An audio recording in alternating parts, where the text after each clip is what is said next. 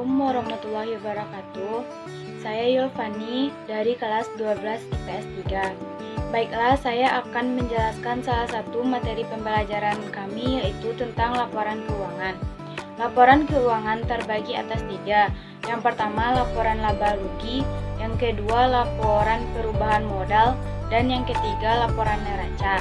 Yang pertama, laporan laba rugi, yaitu laporan yang memberikan informasi mengenai kinerja perusahaan pada suatu periode akuntansi. Unsur laba rugi terdiri atas pendapatan dan beban.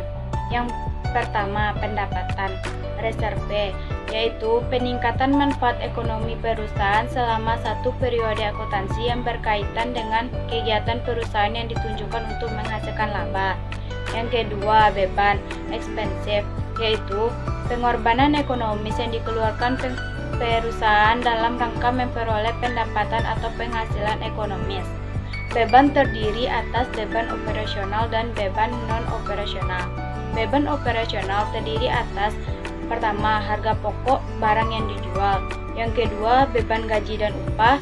Yang ketiga, beban pemasaran dan jasa. Yang keempat, beban administrasi umum. Yang kedua, beban non-operasional. Beban yang timbul di luar aktivitas perusahaan, misalnya beban bunga. Laporan laba rugi dan penghasilan komprehensif lain untuk setiap step terbagi atas 2. Yang pertama, single step, yaitu dilakukan dengan menjumlahkan seluruh penghasilan dan mengurangi dengan seluruh beban yang ada.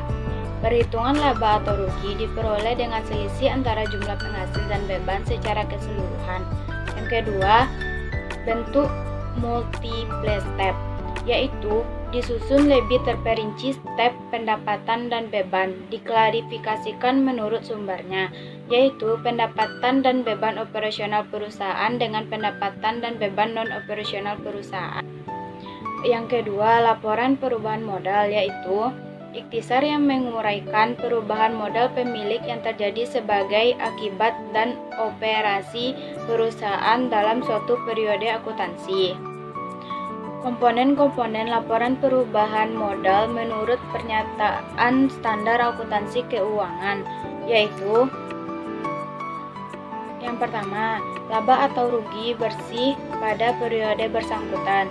Yang kedua, setiap pos pendapatan dan beban, keuntungan atau kerugian beserta jumlahnya berdasarkan PSAK terkait diakui secara langsung dalam ekuitas.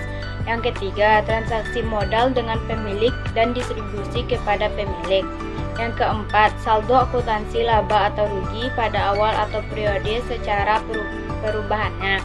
Yang kelima, rekonsilasi antara nilai tercatat dan setiap jenis modal saham, keuntungan penjualan saham, dan cadangan pada awal dan akhir periode yang mengungkapkan secara terpisah setiap perubahan.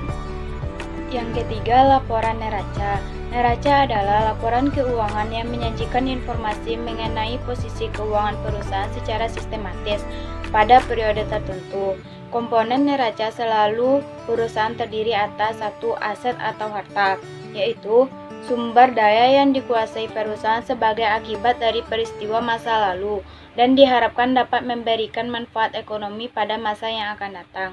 Aset dapat digolongkan menjadi aset lancar dan aset tetap. Aset lancar yaitu uang kas dan aset lainnya yang dapat dicairkan menjadi uang tunai, dijual atau dipakai dalam suatu periode akuntansi atau dalam perputaran kegiatan perusahaan yang normal. Suatu aset diklarifikasikan sebagai aset lancar jika memiliki karakteristik berikut, yaitu yang pertama, diperkirakan akan direalisasi atau dimiliki untuk dijual atau digunakan dalam jangka waktu siklus operasi normal perusahaan. Yang kedua, dimiliki untuk perdagangan atau untuk tujuan jangka. Yang ketiga, pendek dan diharapkan akan direalisasikan dalam jangka. Komponen aset lancar, kas, uang perusahaan yang tersedia ditangani dan uang yang disimpan di bank. Investasi jangka pendek, surat berharga atau marketable securities, yaitu investasi yang bersifat sementara atau jangka pendek dengan maksud untuk memanfaatkan uang kas yang untuk sementara dibutuhkan dalam operasi perusahaan, seperti wesel tagih, piutang usaha, persediaan, perlengkapan, beban dibayar di muka, pendapatan yang masih harus diterima. B. Aset tetap atau full set aset, investasi jangka panjang yang berwujud peralatan, bangunan, akumulasi penyusutan aset, tanah. Yang C. Aset tetap tidak berwujud, yaitu goodwill, poten, hak cipta, biaya pendidikan, beban ditangguhkan, hak pemegang sewa jangka panjang, hak monopoli suatu usaha, merek dagangan atau aset lainnya. Yang kedua, utang atau kewajiban, liability. Seluruh kewajiban keuangan perusahaan kepada pihak lain sebagai konsekuensi atas suatu manfaat yang diterima perusahaan tersebut. Utang dibedakan menjadi utang jangka pendek dan utang jangka panjang. Utang jangka pendek yaitu seluruh utang perusahaan kepada pihak lain selain pemilik yang harus dilunasi dalam jangka waktu 1 tahun. Utang jangka pendek meliputi komponen sebagai berikut. 1. Utang dagang. Yang kedua, utang wesel. Yang ketiga, beban yang masih harus dibayar. Yang keempat, beban yang diterima di muka. Yang kelima, utang pajak. Dan yang keenam, utang jangka panjang yang segera jatuh tempo. Yang kedua, utang jangka panjang, yaitu seluruh utang perusahaan kepada pihak lain selain pemilik yang harus dilunasi dalam periode lebih dari 1 tahun. Utang jangka panjang sebagai berikut, yaitu utang hipotek, utang obligasi, pinjaman jangka panjang yang lain, misal utang jangka pendek ke bank. Yang ketiga, modal, yaitu kewajiban perusahaan kepada pemilik atau dapat juga dibatalkan sebagai hak pemilik atas perusahaan komponen yang dapat dikelompokkan dalam modal, yaitu modal pemilik, bagian laba pemilik atau cadangan. Yang keempat, bentuk neraca. Bentuk kontra yaitu neraca yang dibuat secara horizontal.